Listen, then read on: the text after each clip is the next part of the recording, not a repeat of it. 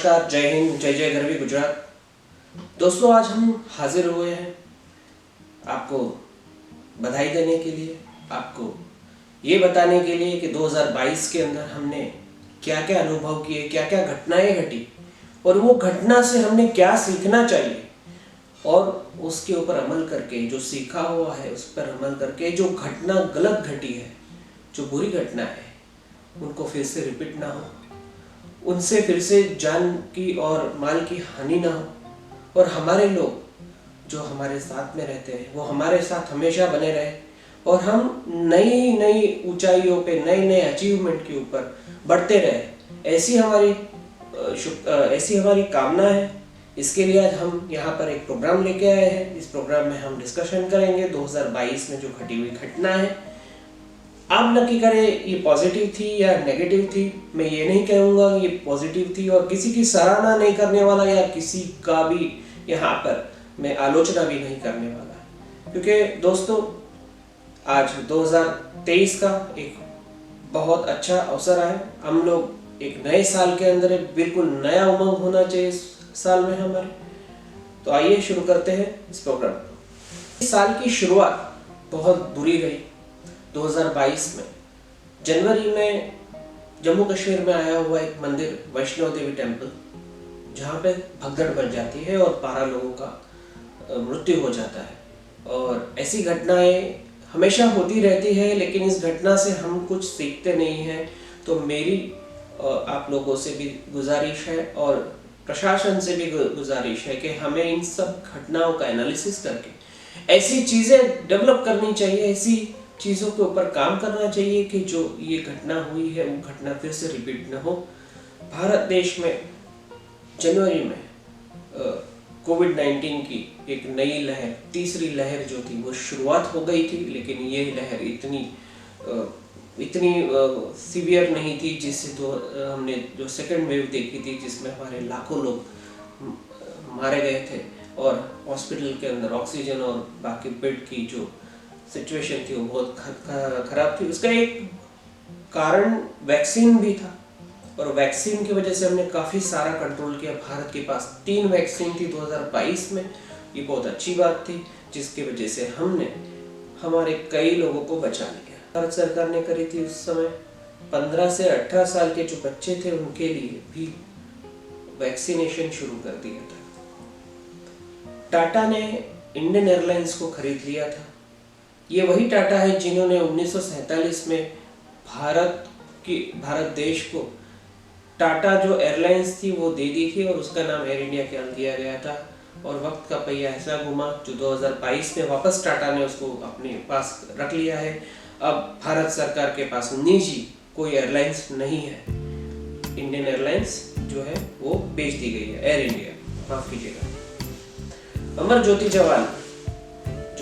जवान है हमारी दिल्ली के अंदर थी, वहाँ से उनकी ज्योति को उठाकर वॉर मेमोरियल के ऊपर, नई ज्योति के ऊपर स्थापित कर दिया गया और अभी हमारा जो वॉर मेमोरियल है वो सबके लिए खुला है। आप भी विजिट कर सकते हैं। अच्छा वॉर मेमोरियल है। निर्मला सीतारमण जी ने संसद में कहा था कि 60 लाख जॉब का क्रिएशन करेंगे। पॉजिटिव खबर था, लेकिन अभी तक 2022 खत्म हो चुका है और फाइनेंशियल ईयर 2023 जो है 22-23 अप्रैल में खत्म होगा। तब सरकार बताएंगे कि उन्होंने वो 60 लाख जॉब का क्या किया है और किस तरह से उन्होंने जॉब्स दिए। तब वो सवाल जरूर पूछना चाहिए। रशिया ने यूक्रेन के ऊपर हमला कर दिया था फरवरी के महीने में और ये युद्ध आज भी चल रहा है। और ये युद्ध उन लोगों के लिए चाटा है जो लोग कहते थे कि इस समय, इस सदी में कोई युद्ध नहीं हो सकता, परंतु इसी सदी में हमने बड़े बड़े युद्ध देख लिए। और आर्मेनिया, कुछ दिनों पहले आर्मेनिया और अजरबैजान का एक युद्ध देखा था और दूसरा युद्ध हमने ये यूक्रेन और रशिया के बीच में है जो काफ़ी भयानक युद्ध है। काफ़ी लाखों लोगों की जान अभी तक जा चुकी है, परंतु ये युद्ध जो थमने का नाम नहीं ले रहा। भारत द्वारा ऑपरेशन गंगा को प्लान किया गया था। ऑपरेशन गंगा ये वहाँ पे बसे हुए भारतीय छात्र था, उनको वापस लाना था और वापस लाने के लिए हमारे यहाँ से एयर इंडिया का विमान भेजा गया था पोलैंड के रास्ते। पोलैंड के अंदर जो हमारे छात्रों को चलते हुए उस देश की बाउंड्री को क्रॉस करना पड़ा, और क्रॉस करने के बाद में वहाँ से हमारे वायुसेना के विमान उसे उठा के भारत की क्षेत्र में, भारत की सीमा में लेके आए और अपने वतन वापस लौटे।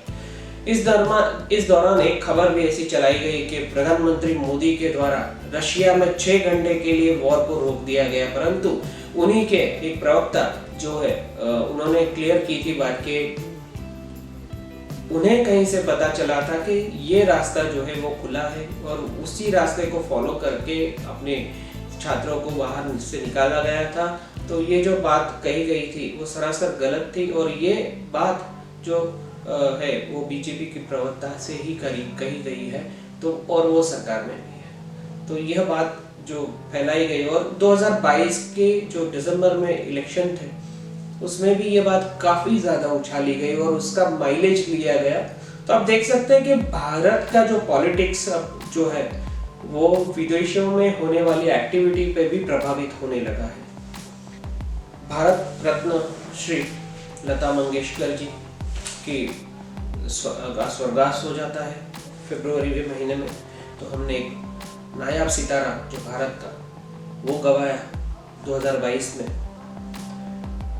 भारत ने PSLV को लॉन्च किया था, जो कोविड-19 की वजह से काफी सारा जो लॉन्चेस थे इसरो के वो रोक दिए गए थे, वो रुक गए थे। तो भारत ने कोविड के बाद में प्रथम लॉन्च जो किया था वो PSLV 3 था, और वो फरवरी के मंथ में किया गया था।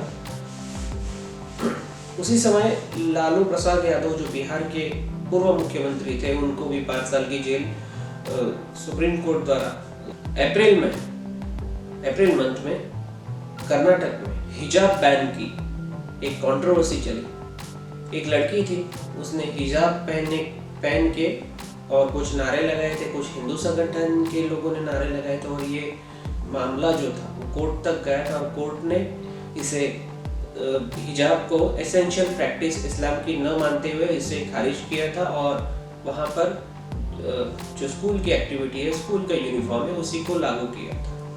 अप्रैल महीने 2022 में 4 राज्यों के चुनाव थे, उत्तर प्रदेश, उत्तराखंड, गोवा और पंजाब। इन 4 राज्यों में से 3 राज्यों में बीजेपी ने सरकार बनाई, और पंजाब में सबको चौंकाते हुए आम आदमी पार्टी ने अपनी गवर्नमेंट बनाई और 92 सीट जीत के बिल्कुल क्लीन विक्ट्री वहां पे दर्ज की। कथित तौर पे 8 किसानों को कुचलने के आरोप में जो बीजेपी के मंत्री के बेटे को अरेस्ट किया गया। अप्रैल महीने में जनरल मनोज नरवणे से चार्ज लिया chief of the army staff का। वो भारत के नए chief of the army staff बने। मई महीने में विप्लव कुमार त्रिपुरा के नए सीएम बने, और उसी महीने में नूपुर शर्मा का कंट्रोवर्सी हुआ था, जो प्रॉफेट मोहम्मद के अगेंस्ट में कुछ कमेंट टीवी शो में करी गई थी, ऐसा उनके ऊपर आरोप था। सुप्रीम कोर्ट ने सेडिशन लॉ, देशद्रोह का लॉ खत्म कर दिया, जो अंग्रेजों के समय से चलता आ रहा था। अंग्रेजों ने उनको अपने फायदे के लिए रखा था, और कुछ समय तक हमारे यहाँ पे पॉलिटिकल पार्टी जो पावर में है वो अपने फायदे के लिए इस लॉ का यूज करके कई युवाओं को, कई नेताओं को, कई लोगों को जेल भेज देती थी। तो ये कानून हटा दिया गया सुप्रीम कोर्ट के द्वारा। उसी समय जेकेएलएफ के जो अलगाववादी लीडर है यासीन मलिक, उन्हें आजीवन कैद की सजा सुनाई गई, जो भारतीय वायुसेना के जवानों को मारने की और टेरर फंडिंग के बारे में जो उनके ऊपर केस चल रहा था, उसके ऊपर उनकी सजा सुनाई गई थी। जून महीना काफी उथल पुथल भरा रहा। सेना ने अग्निपथ स्कीम को जो जारी किया था, लागू किया था, उसका भारी विरोध कई स्टेट में देखा गया, और कई युवान रेल, बसेस, सरकारी संपत्ति और काफ़ी ऐसी जगह पर तोड़फोड़ आगजनी करी, काफ़ी लोग गिरफ्तार भी हुए। और मीडिया का तो काम बहुत ही सराहनीय मिला कि जिन्होंने जो बच्चे सेना में भर्ती होना चाहते थे उन्हीं को गद्दार साबित कर दिया, और वो बच्चों का वो अधिकार मांगने का भी हक लोगों से छीनने की कोशिश की, जिन बच्चों ने सिर्फ सेना के लिए अपने 2 से 3 साल जो उसकी तैयारी होती है उसके लिए निकाले थे, और जो सरकार का एक शॉर्ट टर्म का मुद्दा जो कॉन्ट्रैक्चुअल सिस्टम का विरोध कर रहे थे उनको भी गद्दार साबित कर दिया था। और एक क्लॉज वो भी डलवा दिया गया था कि जो लड़के किसी भी प्रोटेस्ट के अंदर या कहीं पे भी सम्मिलित पाए जाते हैं तो उन्हें सेना में भर्ती नहीं किया जाएगा। तो ये हक भी मीडिया के द्वारा और जो सत्ता में बैठे हुए लोगों के द्वारा छीन लिया गया था। रक्षा मंत्री ने इसको डैमेज कंट्रोल करने की भी कोशिश की थी, क्योंकि पता था कि ये चीज़ जो लोगों के साथ हो रही है वो ठीक नहीं है। रक्षा मंत्री ने आश्वासन दिया था कि 10% जो पैरामिलिट्री फोर्सेस है उसके अंदर आरक्षण दिया जाएगा। ये सिर्फ बातें थी, कोई लिखित प्रमाण नहीं था, लिखित आश्वासन नहीं था। लोगों को ये चीज़ समझ में नहीं आई पर और जैसे तैसे इस चीज़ को दबा दिया गया, और अग्निपथ स्कीम के अंदर आज भी भर्ती जारी है और कुछ जगह पे ट्रेनिंग भी जारी है। तहसील तलवार जी को अरेस्ट किया गया था इसी सेडिशन लॉ के वजह से, और कुछ देश विरोधी एक्टिविटीज़ में सम्मिलित पाई गई थी तो उन्हें उस टाइम पे अरेस्ट किया गया था। ऑल्ट न्यूज़ के को फाउंडर थे, उनका नाम मुझे याद नहीं, शायद माइनॉरिटी से है। उनको 4 साल पुराना एक ट्वीट की वजह से अरेस्ट किया गया था। मिथाली राज जो स्त्री क्रिकेटर जो हमारे भारत देश की कैप्टन रह चुकी है, उन्होंने रिटायरमेंट अनाउंस किया था मंथ ऑफ जून में।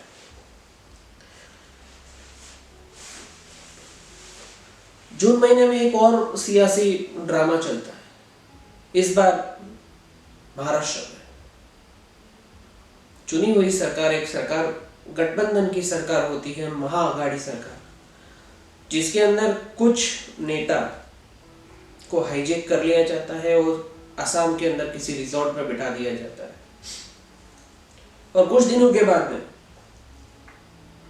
जो सत्ता में थी ठाकरे सरकार, उन्हीं के मंत्रियों द्वारा, उन्हीं के सांसदों द्वारा उस सरकार को गिरा दिया जाता है और नई सरकार शिंदे सरकार बनाई जाती है, जिसके अंदर शिंदे जी को जो उसी पार्टी के थे उनको चीफ मिनिस्टर बनाया जाता है।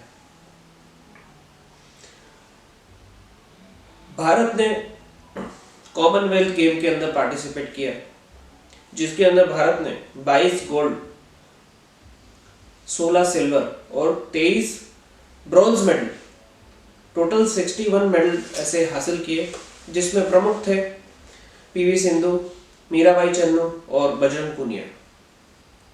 2022 में और एक ड्रामा जो सियासी ड्रामा हो वो इस बार बिहार में था, जहां पे सत्ता में नीतीश जी और बीजेपी की गठबंधन से जो सरकार चल रही थी वो सरकार भी टूट गई। नीतीश जी ने आरजेडी के तेजस्वी कुमार जो लालू प्रसाद यादव के बेटे हैं उनके साथ मिलकर नई सरकार बनाई और 8वीं बार बिहार के सीएम के तौर पे शपथ ली। जस्टिस यूयू ललित भारत के थोड़े समय के लिए चीफ जस्टिस बने। वो 49th CJI थे। दिल्ली में बहुचर्चित ट्विन टावर, जिसका फैसला सुप्रीम कोर्ट द्वारा सुरक्षित कर दिया गया और उसके ऊपर का अमल भी कर दिया गया और दोनों टावरों को कुछ सेकंडों में जमीन दोस्त कर दिया गया। जनता के अंदर खूब उल्लास का, लोगों ने अपनी खुशी का इजहार शब्दों में मीडिया के सामने किया और इससे सुप्रीम कोर्ट का मान दुनिया में और देश में बढ़ा। एक और सियासी बहुत बड़ा जो फैसला कांग्रेस पार्टी द्वारा लिया गया, कांग्रेस के राहुल गांधी जी ने भारत जोड़ो यात्रा की शुरुआत कन्याकुमारी से शुरू की और वो कश्मीर तक उस यात्रा को ले जाएंगे और वो यात्रा अभी भी चल रही है, अभी भी प्रोग्रेस में है। भारतीय नेवी में बहुत ही बड़ा एक इंडक्शन किया गया। आईएनसी विक्रांत जो भारत का स्वनिर्मित एक एयरक्राफ्ट कैरियर है, जो हमारे पुराने विक्रांत आईएनसी विक्रांत का ही एक उन्हीं का नाम लिया गया, परंतु ये एयरक्राफ्ट बिल्कुल नया है, नई टेक्नोलॉजी के साथ में आया हुआ है। और ये एयरक्राफ्ट कैरियर एक चलता फिरता एक शहर है, एक समुद्र के अंदर वहां पे 23 फाइटर जेट तैनात हो सकते हैं, ऐसी क्षमता उसके अंदर है। भारत के प्रथम सीडीएस बिपिन रावत जी की मृत्यु के बाद 10 महीने के बाद दूसरे सीडीएस का चुनाव किया गया, परंतु दूसरे सीडीएस के चुनाव से पहले काफ़ी सारे जो उसके प्रोसेस थे, जो उसके चुनाव के जो प्रोसेस थे, उसको काफ़ी चेंज किया गया। और ये भी उसमें लेफ्टिनेंट जनरल और मेजर जनरल तक की रैंक को भी प्रमोट करके सीडीएस का रैंक देने का प्रावधान ऐड किया गया। और भारत के दूसरे नए सीडीएस अनिल चौहान उनको बनाया गया और उनको पदभार दिया गया। ये महीने में खूब सारे ऐसे कानून जिसके अंदर सुधारना की गई सुप्रीम कोर्ट द्वारा। एक ऐसी घटना जो भारत देश के अंदर प्रथम बार देखी गई और दूसरे देश से लाए हुए जानवर चीता, जिन्हें प्रधानमंत्री जी ने भारत के अंदर किसी जंगल के अंदर छोड़ा, और वो आप जानते हो उस समय देश के अंदर क्या उसका प्रसारण किस तरह से किया गया और उसको किस तरीके की खबर बनाई गई। भारत की सबसे पुरानी पार्टी कांग्रेस, जहाँ पर उन पर आरोप लगता था कि यह परिवारवाद और दूसरे जो गांधी परिवार के ऊपर ही ये पार्टी चलती है, और उन्होंने फिर इस बार इलेक्शन करवाया। इलेक्शन करवाने में दोनों जो कैंडिडेट थे वो गांधी परिवार से नहीं थे। इस बार मल्लिकार्जुन खड़गे जी जो उनके प्रत्याशी उनके सामने जो थे शशि थरूर, उनके भारी मार्जिन से 7,000 वोट से जीते। भगवत मान जी ने लो कॉन्फिडेंस मोशन जीता, कॉन्फिडेंस मोशन जीता पंजाब में। ज्ञानवापी मस्जिद का एक फैसला और कंट्रोवर्सी एक साथ साथ चली, और यह भी पूरे 2022 में चुनाव को प्रभावित करने का एक मुद्दा था। श्री मुलायम सिंह यादव, भारतीयों का डंका भारत में नहीं सिर्फ विदेशों में भी बजने लगा है, जिसका एक उदाहरण श्री ऋषि सुनक जो यूके के प्रधानमंत्री बने हैं, वह प्रथम अश्वेत ब्रिटिश है जो प्रधानमंत्री बने हैं, और ब्रिटेन में काफ़ी उनकी सराहना की जा रही है। रोजर बिन्नी बीसीसीआई के प्रमुख बने, उन्होंने सौरव गांगुली को रिप्लेस किया। अक्टूबर महीना भारत के लिए एक बहुत ही दुखद घटना लेके आता है। गुजरात में आया हुआ एक मोरबी शहर, जहाँ पे एक बहुत प्रसिद्ध पुल था जिसे झूलता पुल का नाम दिया जाता है। ये ब्रिटिश एरा से भी पहले का ब्रिज था, और 150 से 200 साल पुराना इस ब्रिज के ऊपर थोड़े दिनों पहले ही एक मेंटेनेंस का काम हुआ था, और एक निजी कंपनी को ये काम सौंपा गया था, जो कंपनी को वो एक्सपीरियंस भी नहीं था, वैसे काम दे दिया गया था।